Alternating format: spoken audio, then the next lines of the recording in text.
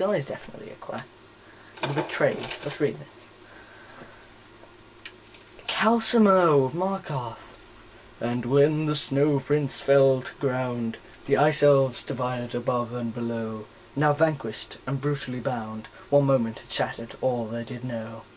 The once cool wind on their skin, now replaced with the heat of the flame, and a pride once felt deep within, forgotten along with their name. Torn from the home of ice and frost, thrown into the pitch-black dread of night, living in fear as their minds became lost, as their eyes began dimming the light. Okay. Chained and enslaved, what once was light turned to blackness, alone and betrayed, sinking deeper into madness. Oh, well that's cheery, isn't it? Touching the sky. Yep, Castle of Markarth. Is that an M? Many of the most dedicated snow elves once committed themselves to a tireless journey to the chantry of the inner sanctum. They carried with them the paramount desire to become one with their god, Auriel. To all set out with the determination to prove their worth, few were prepared for the trials that lay ahead, for the path to Auriel was not without its tribulations. I can't read. The pilgrims struggled not only against the natural elements of the treacherous rail, but with a myriad of tests upon their faith and loyalty. It is told that many simply could not continue on the path, for long before turning back. Some argue that the rebuke they endured upon their return was crueler than any punishment that may have lay ahead of them along the path. In their failed attempt, they were forced to live in the shadow of those who did continue on to achieve great glory and honour of ascension into the light. Forever after, their faith and loyalty in Auriel would be scrutinized, and their remaining days filled with shame and regret. Tales of those who reached the inner sanctum are not without their share of woes. It is said upon their arrival that many were mere shells of the person they had once been.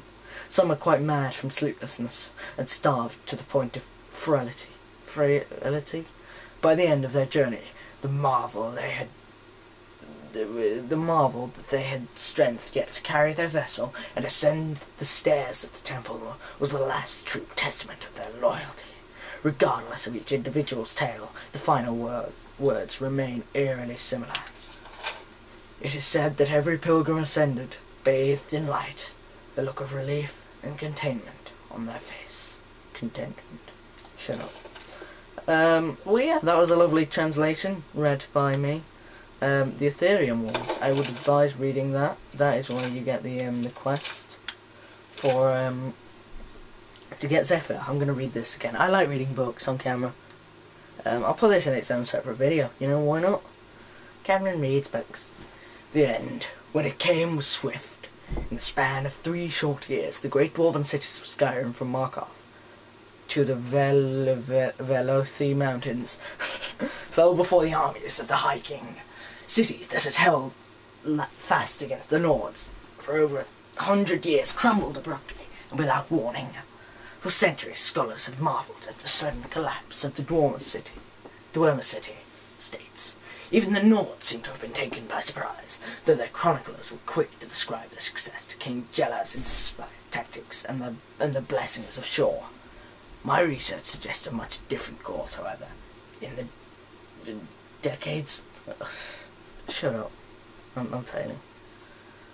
Proceeding, therefore, the dwarven cities of Skyrim had been decimated. Shut up.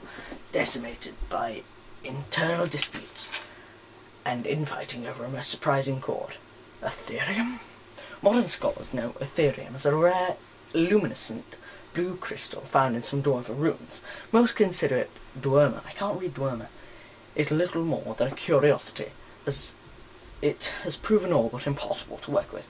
While it has a strong magical aura, it is alchemically inert, and no known process can enchant, smelt, mould, bind, or break it.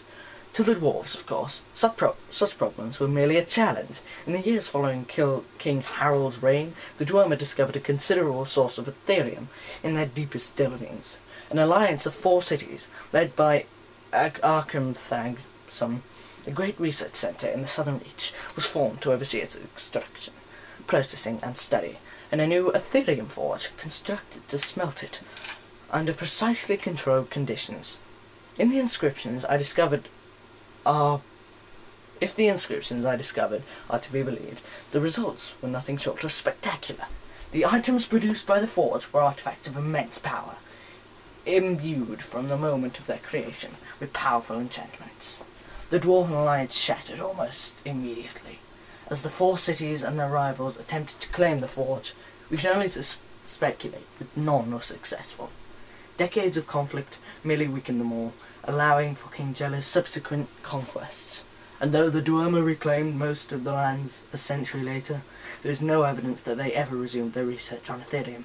Perhaps the costs had just been too great. But nothing like the Ethereum forge described in the inscriptions has ever been found within the borders of Skyrim. It may have been destroyed long ago by the Nord invaders or the Dwemer themselves. I read it correctly. Or perhaps it, like the secrets of Ethereum itself, still remains to be discovered.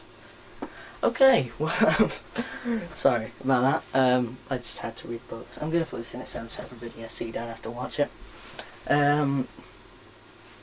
Yeah, thanks for watching. Goodbye. Oh, wait. Is this goodbye? Physicalities of werewolves. No, I'm kidding. It's okay. I might read this separately. I'm just going to read all the books in the game eventually. Let's read the Elder Scrolls. Yeah, it does nothing still. So, thanks for watching. Goodbye.